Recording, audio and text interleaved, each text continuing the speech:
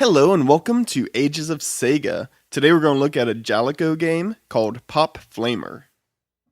Pop Flamer is one of those Japanese titles that is completely nonsensical and also completely accurate once you figure out what the game is about.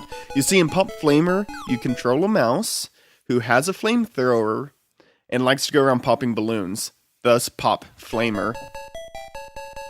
It's a Pac-Man clone of sorts. Now, I said before that Sinbad Mystery is one of the few Pac-Man clones that Sega made. Now, this one, Sega ported it, but they didn't actually make it. Jaleco made it. But this is a kind of cross between Pac-Man and Dig Dug. The kind of monster killing is a little bit more Dig Dug reminiscent, while you still go around trying to collect the balloons, much like you do in Pac-Man through a maze.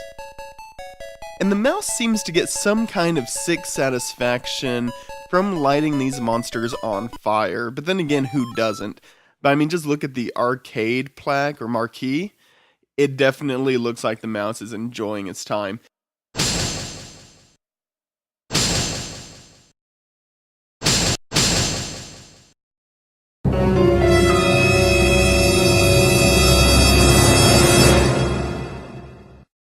In fact, I kinda get the feeling that you are the bad guy in this game, and the mouse just seems to be some sort of homicidal maniac who's at a Halloween party with a flamethrower.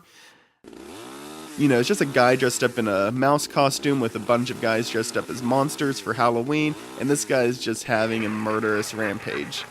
It's kind of weird. That may not be the Jaleco interpretation, but it's certainly my interpretation of what you're doing in the game. I don't know what that says about me.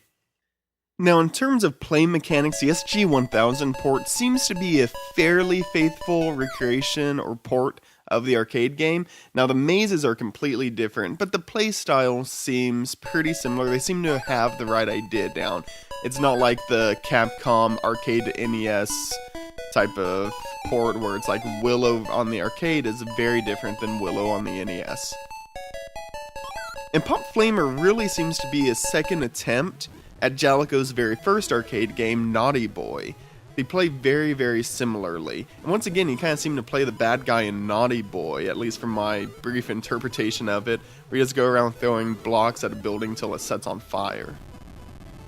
Lots of pyromaniacs at Jaleco in their early era. Now, I don't know how the arcade game plays for this. I have never played it. But the SG-1000 port, I'm guessing, lost a few things. Especially just given the last few games. Sinbad Mystery seemed to be the first game that really suffered from controls that really didn't work. Now, Yamato had a kind of bad hitbox detection, but that was about it. But then you had Sega Flipper, and that game controlled horribly. This game is not as offensive in terms of controls as Sega Flipper, but it's still not good. The mouse control's fine, but the hitbox on the balloons are not good. The sound and graphics seem on par with other SG-1000 games, and actually pretty similar to the arcade. This was a decent attempt at bringing the arcade home, minus the fact that it seems like the SG-1000 just wasn't able to actually do this full mazes.